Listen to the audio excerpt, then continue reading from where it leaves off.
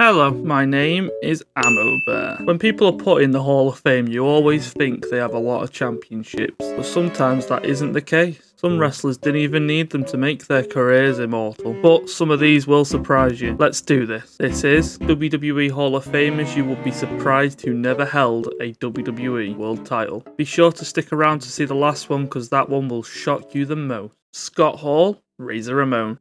Scott Hall was one of the main parts of the Monday Night Wars, being a founding member of the NWO, and also having legendary matches with the likes of Shawn Michaels and the 1-2-3 Kid. But he did hold the Intercontinental Championship 4 times, making that title the staple of his career. He only got one title shot against Bret Hart for the WWF Championship in 1993, but he did get the title shot after the Ultimate Warrior walked out of the company. Razor Ramon's Intercontinental Championship reigns are legendary, and Scott Hall was one of the major parts of the Monday Night Wars, helping the best wrestling era ever.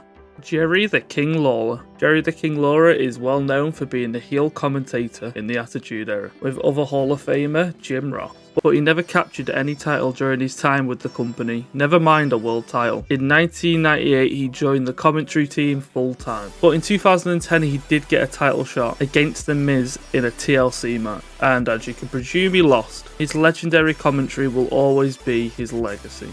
Mr. Perfect. Curt Henning was one of the best wrestlers in the ring, having some of the best matches in WWE, but once again has never held the world title. But he has had a record-breaking title reign with the Intercontinental Championship, with sometimes making that title more over than the world title. He did have a feud with Hulk Hogan for the WWF Championship, having 2 matches against the man, but it was the 80s and nobody beat Hulk Hogan in that time. His in-ring performances will always be amazing and will always make him truly one of the greatest Hall of Famers.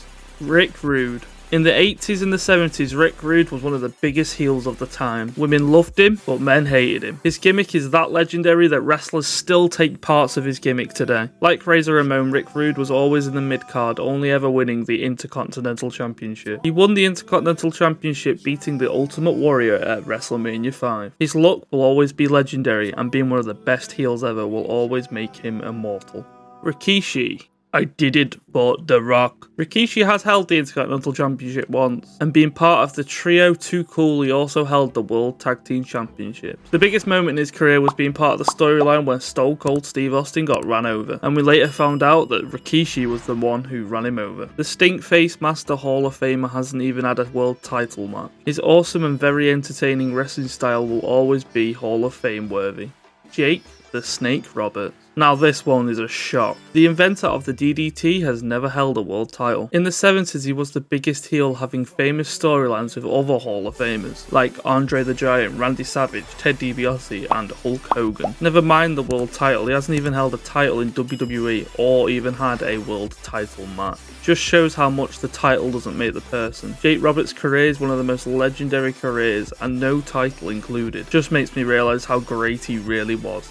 Rowdy Roddy Piper. Now this man is the heels all heels should look up to. From smashing a coconut over Jimmy Snuka's head to having to wrestle Mr. T at WrestleMania. This man was dirty and just plain nasty. But he never held a world title. He hasn't even had that many title reigns, being a 1-time Intercontinental Championship and a 1-time Tag Team Champion with Ric Flair. This one shocks me the most for how long he was a main heel for in WWE, being in a long storyline with Hulk Hogan and other big name baby faces. To be honest, it's sad we never got to see him with the title, but it shows how much he gave back to the wrestling business and will forever make him immortal. So, what did you think? Did I miss anybody out? What one shocked you the most? Let me know in the comments below. If you enjoyed this, I do WWE and gaming list videos all the time, so go check out my other stuff and subscribe to know when my next upload is. Press the goddamn bell. I go live on Facebook Gaming every Friday at 8 PM, so come say hi in the chat. Also, check me out on TikTok, started going live over there too. Thank you for watching, and I'll catch you guys in the next one.